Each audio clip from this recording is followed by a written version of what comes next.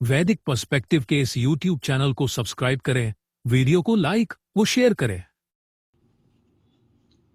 ओम ओम अभि सिद्धमो अजिगादस्य शत्रुन वितिग्मेन वृषभेणा पुरोऽभेत सम वज्रेणा सृजत वृत्रमिन्द्रः प्रास्वाम मतिम अतिरच्छाशिदानः।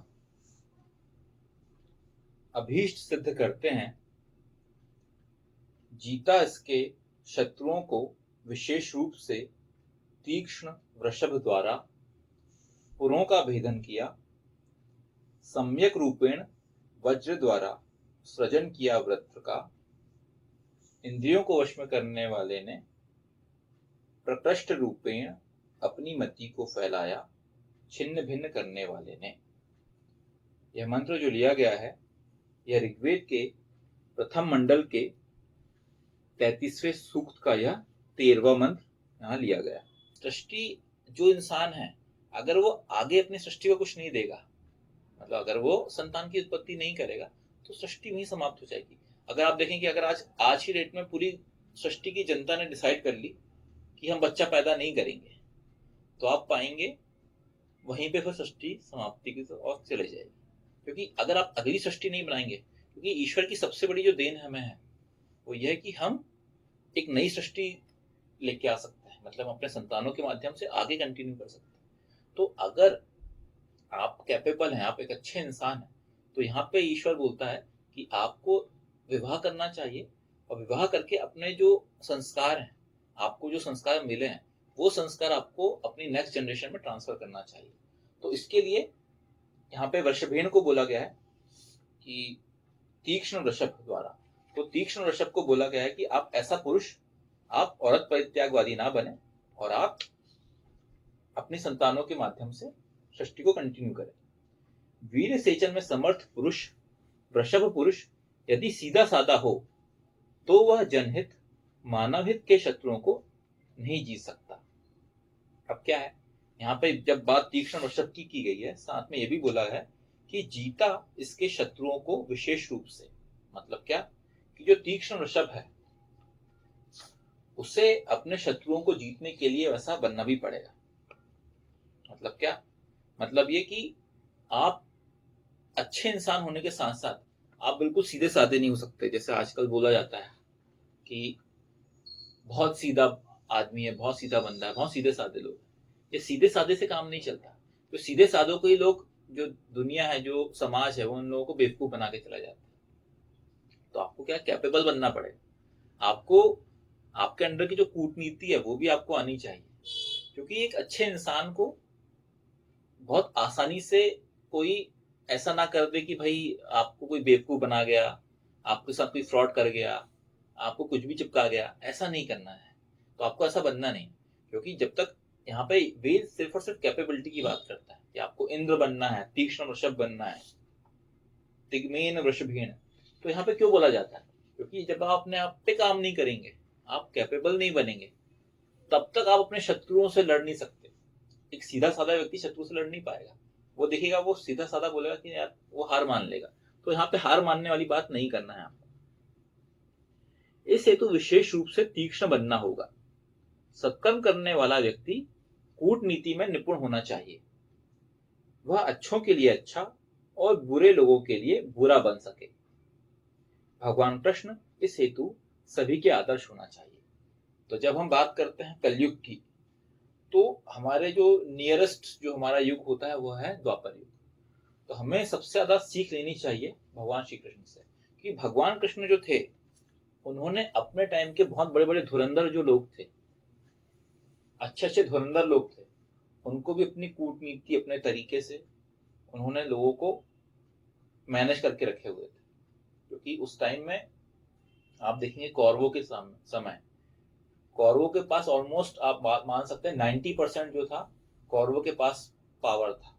मतलब वो इक्वल बैलेंस था ही नहीं, बैलेंस कुछ था ही नहीं। क्योंकि इवन दुर्योधन ने भी भगवान कृष्ण से भगवान कृष्ण की सेना, नारायणी सेना ले लिया था, मांग लिया था।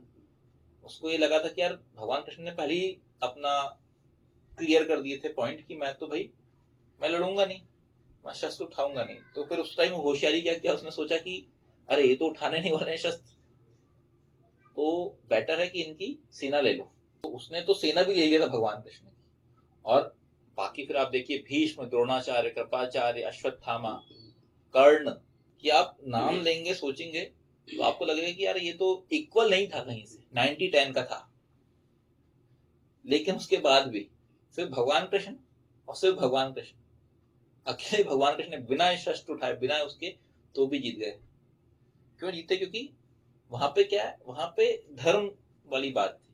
तो वहां पे कैपेबिलिटी थी, वहां कैपेबिलिटी भगवान कृष्ण की तो थी ही थी, लेकिन भगवान कृष्ण ने साथ ही साथ जितने भी आपके ये थे पांडव थे, उन्हें भी कैपेबल बनाया। क्योंकि अर्जुन भी वहां पे उस टाइम में, अर्जुन ने भी अपने हथियार डाल दिए थे, अर्जुन भी लड़ने के लिए तैयार नहीं थे, लेकिन अर्जुन को भी फिर कैपेबल बनाया उन्होंने, फिर गीता का उपदेश दिया। तो भगवान कृष्ण ने वैसा काम किया है, अच्छे अच्छे धुरंधरों को मैनेज किया, उन्हें अब हराने के लिए फिर उन्होंने कूटनीति के द्वारा सब लोगों को हराया, क्योंकि सब लोग, इन लोगों को हराना बहुत ही मुश्किल काम था। लेकिन हर एक के लिए इंडिविजुअल तरीके से प्लानिंग की गई थी कि इसको कैसे मैनेज करना है, इससे कैसे डील करना है, अश्वत्थामा से कैसे डील करना है, कर्ण से कैसे डील करना है, द्रोणाचार्य से कैसे डील करना है, दुर्योधन से कैसे करना है, सबके लिए प्रॉपर प्लानिंग थी। तो हमें वैसा बनना पड़ेगा। अगर आपका शत्रु बहुत ही ज्यादा ताकतवर है तो आप लुंज पुंज नहीं हो सकते, आपको स्ट्रांग बनना पड़ेगा, आपको कूटनीति में उससे भी आगे बढ़ना पड़ेगा। तो ये कैपेबिलिटी की बात है।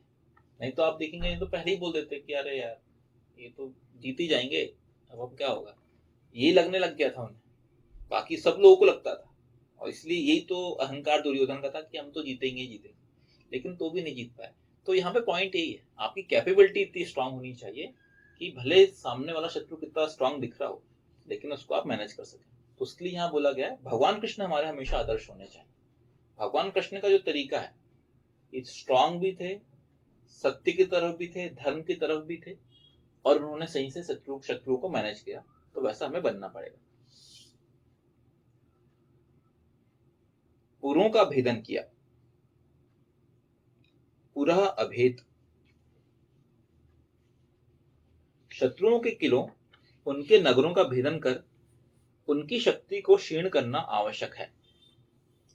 वेद अव्यवहारिक आदर्शों की दुनिया में अपने अनुयायी को नहीं रखता, अपितु ठोस व्यवहारिक वास्तविकता के सामक्ष के लिए उनको हमेशा तैयार रखता है। अपने शत्रुओं पर हमेशा ध्यान रखना आवश्यक है, उनकी शक्ति का बढ़ना मानवता के लिए शुभ नहीं हो सकता है। मतलब क्या? शत्रुओं के किलों, बोला गया पुरों का भेदन किया। पुर मतलब, पुरों का मतलब जो उनके किले हैं, इनका जो आप देखेंगे पुरी बोलते हैं, पुरी या पुर। तो पुर क्या है? वो पूरा का पूरा उनका एरिया जो है, जबलपुर या रायपुर या जो भी पुर, कानपुर, सारे पुर जो है वो यही है कि उनका पूरा हमारा साम्राज्य या अपना एरिया, अपना पूरा का शहर। तो वो जो पुरों का भेदन करना, मतलब आपको शत्रु का जो गढ़ है उसका भेदन करने का सामर्थ्य आपके अंदर होना चाहिए। आप उसको लाइटली नहीं ले सकते कि भाई ठीक है जो होगा तब देखा जाएगा, नहीं। हमें दुश्मन पे, शत्रु पे भी हमेशा आपकी नजर रहनी चाहिए कि वो क्या अपनी शक्ति का वो कर रहा है, कैसे वो अपनी शक्ति को बढ़ा रहा है। तो उसकी शक्ति जब बढ़ रही है, तो एक्चुअल में जब उसकी शक्ति बढ़ती है तो वो समाज के लिए सही नहीं होता। अगर अधर्मी की शक्ति, अधर्मी पावरफुल बनेगा, तो जो धर्म करने वाला है, धर्म करने वाले को भी अपना, अपने आप को इतना अपडेट करना पड़ेगा, उसे भी पावरफुल बनना पड़ेगा। तो यहाँ पे यही बोला गया है कि पूरों का भेदन करने वाला आप बन पाए। सम्यक रूपेण वज्र द्वारा सृजन किया वृत्र का, इंद्रियों को वश में करने वाले ने, सम वज्रेण आसृजत वृत्रम इंद्र।